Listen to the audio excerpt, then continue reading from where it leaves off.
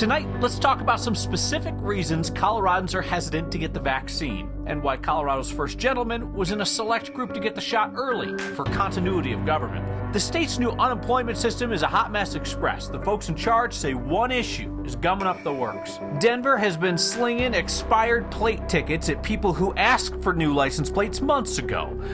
Let's compare Denver's ticket spree to other places. And museums exhibit some regret over how they've portrayed Colorado's past and present. All that is next.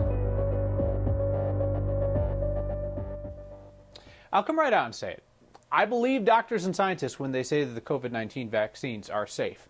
I will also say there is nothing wrong with asking questions and wanting transparent answers about something that's important as your health. Arnusha Roy starts us off tonight with some of the most common hesitations that are giving people pause. Yoli Casas with Vive Wellness is a part of the reason SEL Health's mass vaccination clinic is booked this weekend at the National Western Complex. The trust, that we've been working with them so long and being able to help them and pass the word, pasar la voz. The clinic is specifically for those facing more barriers to getting the vaccine. Casas said to get to this point meant acknowledging people's hesitancy. It's the fear of unknown, not taking the time to speak to the community in our own language, in our own culture, addressing our fears. Enter community organizations like Vive Wellness, who are in direct contact with people who trust them. We're offering weekly talk with your doctor, hablar con el doctor, hablar con las doctoras. And an honest approach. Hey, you have a question. We're going to take our time to answer your question. And if we don't know something, we're going to be honest. Along with Casas, we heard from 4 major hospital systems over the last few days. All said people across the community are asking about how quickly the vaccine rolled out and safety. No shortcuts have been taken. It's just that the steps that we usually go through that are often sort of dragged out over several years to develop and approve a new vaccine have been compressed into a short period of time. Not only that, Dr. James Gainsbauer with Denver Health said the mRNA technology used in this vaccine is not new. Used for a number of infectious diseases like Ebola. Ultimately, researchers moved on, but learned a lot in the process that helped with the COVID vaccine development. We saw a lot of progress toward, perfecting the technology. As for the timeline, Dr. Michelle Barron with UC Health said to keep in mind the amount of money and the number of people working towards the same goal. They had every avenue and pretty much no expense was spared in terms of being able to move this forward. And that's why we did it so quickly. So everything that you heard from the doctors, Casas said, is the same thing that they've been sharing with community members. And afterwards, people said, oh, yeah, we feel better about this and started signing up for the vaccine. Wasn't 100%, Kyle. Some people saying, yeah, we're not quite there yet. And Casas said they're just continuing to work with them and continuing to answer their questions. I am guessing that this coming clinic is going to, what's a nice way to say this? I can say TV. It's going to be trunk to tail there already, probably, I'm guessing. Yeah, no, that's exactly it. I mean, the appointments, they go so fast. This one is for 5,000 people on Saturday. Everything is booked at this point. The state was also saying that there have been other community clinics across Colorado, and they're continuing to work with community-based organizations, right? It can't just be one event. They've also launched a campaign. It's in different languages involving different community leaders. Just their different tactics, Kyle, to try to educate as many people as possible. Sure. Thank you, Anusha. 495,000 people have received their first dose of the vaccine in Colorado. Yesterday, we rounded it up for you. Today, we're going to make the state earn every last decimal point of it. So we'll tell you 8.6% of the state's population is now vaccinated. It's 162,000 people in the smaller piece of the pie, the light blue, who have received their second dose. Most of us are just still floating in that unvaccinated blue ocean. During the town hall about vaccines on Tuesday, I asked Governor Polis if he would release the list of state government employees who were offered the vaccine for continuity of government. I asked this specifically because the governor had mentioned that his partner, First Gentleman Marlon Reese, got that vaccine under the qualification continuity of government. And the governor did not answer directly when I asked him if spouses or family members of other elected officials also got early access. Today, we heard back from them on this, so I wanted to update you. The governor's office said that the first gentleman was the only family member on that list. It included the governor, the lieutenant governor, cabinet, 5 members of Polis' staff, all 100 members of the legislature, 240 doses total for continuity of government. We also understand the vaccine was made available to statewide elected officials. That'd be like the Attorney General and Secretary of State and their staffs, as well as the Colorado Supreme Court and staff. Governor's office had no problem with also giving us the full list for continuity of government once that's compiled. Colorado's unemployment system it's a real excrement sandwich right now. Every day we read your notes. You send us about frustrations with the new state unemployment system. Some of you have not received benefits since it was put in place. We asked the Colorado Department of Labor and Employment about the holdup. Fraud holds that we did not have the capability of putting in efficiently in our old state benefits system. We had seen increased activity that appeared to be fraudulent in nature in our state system the last several weeks before we moved over to the new system. So therefore, when individuals moved into that new system, those fraud holds were applied to all claims. So if a claim had particular characteristics that meets that bill, there may be fraud holds on those claims, otherwise known as integrity holds, that then we would have those individuals ultimately go through ID.me to try to clear those holds. I'm sorry about the progress being made in clearing those holds. The state says about 28,000 people have contacted them regarding a fraud hold. Of those 28,000, they've cleared 6,800 of them as legitimate. State acknowledges there are also some other bugs in this new system that are causing some of those slowdowns. 1 year, 9 months, 4 days till the 2022 election. An election season has already started in Colorado. Republican Congresswoman Lauren Boebert has her most serious challenger yet. Democratic State Senator Kerry Donovan officially kicked off her campaign today. Kicked it off 1 year, 9 months, 4 days before the election. She spoke with politics guy Marshall Zellinger about this sprint to get into a marathon. Starting a race this early is really about having the time to talk to people and earn their support. Democratic State Senator Kerry Donovan might have set a record today with the earliest campaign ad. I approve this message because real toughness isn't something you wear on your hip. It's what you get done for people. Your job as an elected official is to represent people, not your own agenda. Donovan joins Greg Smith, who we introduced you to this week, and Colin Wilhelm as official Democratic candidates to try to unseat Republican Congresswoman Lauren Boebert in 21 months. I got reelected by 20 points in a district that leans Republican. And that was because I committed to that district with the full force of what I could provide for them. This is Congressional District 3. Donovan's State Senate District 5 overlaps some of it. Donovan won re-election to the State Senate in 2018 with 60% of the vote. There were equal number of Republican and Democratic voters with 10,000 more unaffiliateds. The current makeup of Congressional District 3 has more unaffiliateds and Republicans and fewer Democrats. At least today. The lines will get redrawn, as they do every 10 years after the census, and the voter makeup could shift. It's also possible Donovan's residence in Eagle County may be drawn outside the district, though, as we've said twice this week, you don't have to live in the district to run. No one knows what these maps are going to be, right? But my ranch is in the district, my constituents are in the district, and I have deep roots in this district. I grew up here. Why are we talking about a 2022 election in February 2021? I spoke with a few campaign managers from previous campaigns, and the consensus is this is about bottling up energy of people interested right now. I thought it was more about money and fundraising because you got to be the first to get the money. In 2022, Kyle, we've got a statewide race for governor, a statewide race for Michael Bennett's Senate seat, and those are expensive races. And at some point, the money you need to run a campaign in Congressional District 3 with 3 media markets where you're going to need to buy TV ads, that money's going to run dry at some point. There's a lot of Democrats who are excited about getting into this race against Boebert. But I mean, we should just say it's not going to be an easy race in 2022, given the composition of the district, the mid-year election, and so forth. I was talking with M.E. Smith, who ran John Hickenlooper's Senate campaign, about the idea that in midterm elections, that the person who's the same party as the president tends to not do very well. She thought that that may be not the case this year because of January 6th and what happened in Washington, D.C.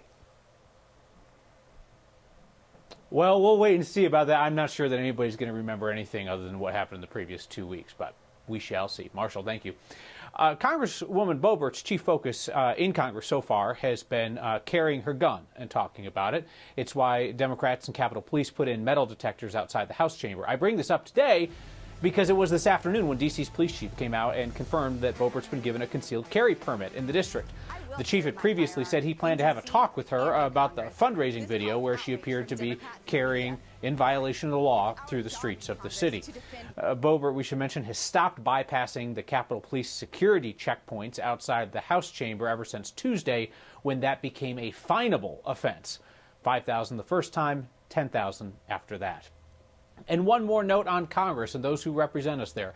Colorado's new Democratic Senator John Hickenlooper cast the first in what is likely to be a maddening series of votes against the wishes of progressives in this state, people who voted for him. Hickenlooper joined Republicans today to block stimulus payments to people who are in this country illegally. Hickenlooper is one of the more conservative Democrats in the Senate. There's a prominent immigration attorney in town who blasted Hick's vote as chicken bleep. Whether you like the vote or not, it's precisely where you would expect John Hickenlooper to come down on the issue. That's the ticket, and another, and a few thousand. Our man Mark Salinger, who got 1,000 tickets tossed out for being unfair, looks more deeply at what Denver has been doing to drivers. History in black and white. More often white, if History Colorado is being honest, which it is. But imagine if you don't see your history reflected in the state of Colorado's History Museum. A plan for a more complete picture of our state. Next.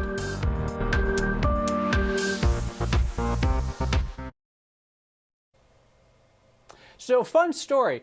Colorado has a backlog for getting new license plates. And Denver, meanwhile, has been writing 1,000 tickets a day for expired plates. I mean, that could be big money for the city and big trouble for drivers who tried to do everything right and are just waiting to get their plates. The city says it'll stop since our Mark Salinger got one of those tickets, then called him out on it. I used the money I saved from not having to pay the ticket that Denver gave me for my expired license plate to get a car wash. And that got me thinking. Is this the first time that the city has started ticketing people throughout the pandemic? Turns out it's not.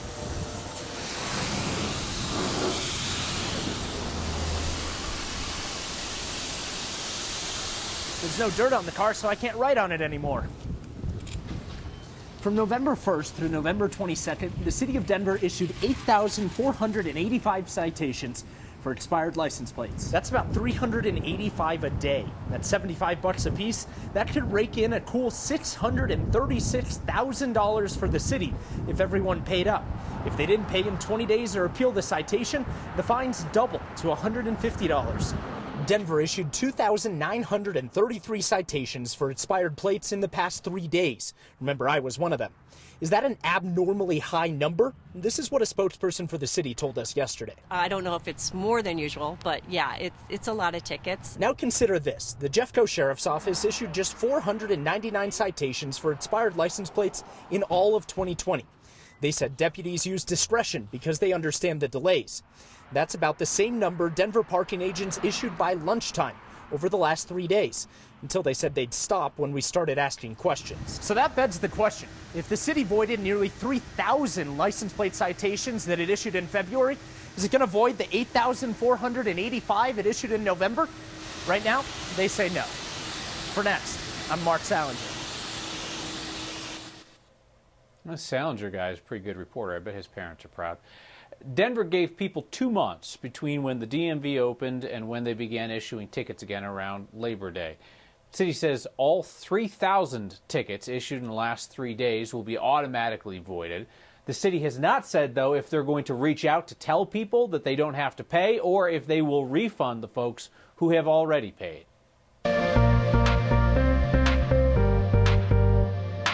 If you Clouds moving into Denver tonight after a sunny but cool day with temperatures in the 40s. Our most recent storm that brought rain to Denver and about 3 inches of snow to Parker, Castle Rock, and Highlands Ranch has moved out. But another storm is on the way and snow's already falling in the Colorado high country. And with additional heavy snow and wind, winter weather and travel advisories are posted. So do call ahead if you have travel plans up the I-70 corridor into the Front Range foothills tonight or tomorrow. Whole different weather story in the mountains than what we're seeing down here. Partly cloudy tonight, lows in the teens. It's Friday, partly sunny and mid-40s. Took the snow out of Denver's forecast for Saturday. We've got 50s for Sunday and then the chance for a little more snow on Monday. We ask ourselves, whose history have we been preserving and whose history have we not? Admitting you made a mistake takes some guts, and then you got to correct it. Colorado's premier museum wants to show us how they plan to do that. Next.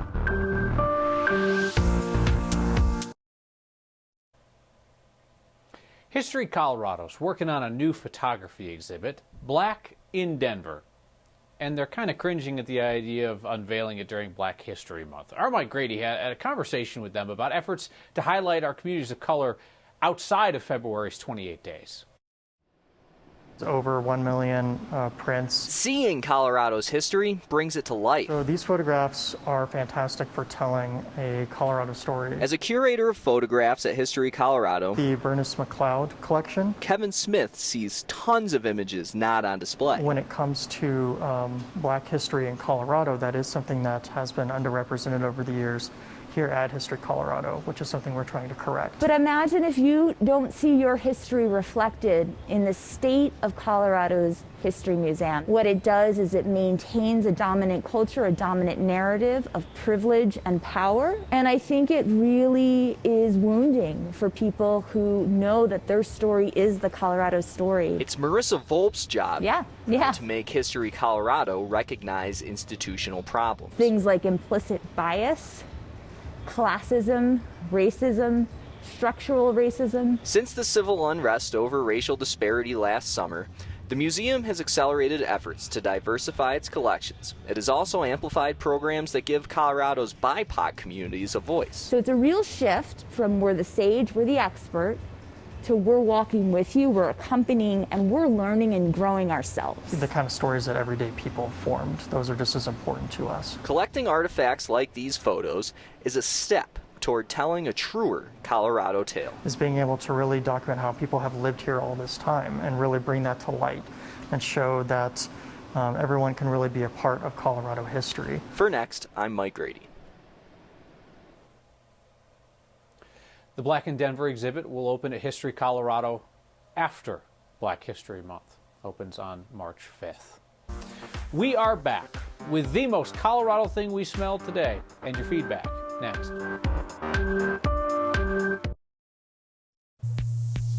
The most Colorado thing we smelled today is a small business closed due to a skunking. Sam took his dog Rourke out at 2 in the morning and they encountered the business end of a skunk. That family owns a business, bakery in Steamboat Springs. They chose not to open today because they said Sam still smells way too bad. So the bakery's closed while they tick through all the tricks to de-skunkify man and dog alike. If you have pro tips on how to do that, they're open to ideas. Email us at 9news, next at 9news.com, or use the hashtag HeyNext. Julie says their current front runner for a fix is a combo of baking soda, vinegar, and dish soap. We'll get to some of your de-skunking tips in a second. Jeffrey Dawson asked why they can't do mass vaccinations like Coors Field every single weekend. Jeffrey, a lot of that from the state's perspective is trying to get vaccine equity, meaning different geographic areas and to underserved communities as opposed to folks who are just tech savvy and have cars. On the issue of de-skunkifying dog and man, Catherine Cook says tomato juice is the only thing that works. Wendy Orr says tomato is a lie. Baking soda, hydrogen peroxide, and Dawn soap. We had a dog skunked every Friday for a month. Every Friday? Your dog's a freak.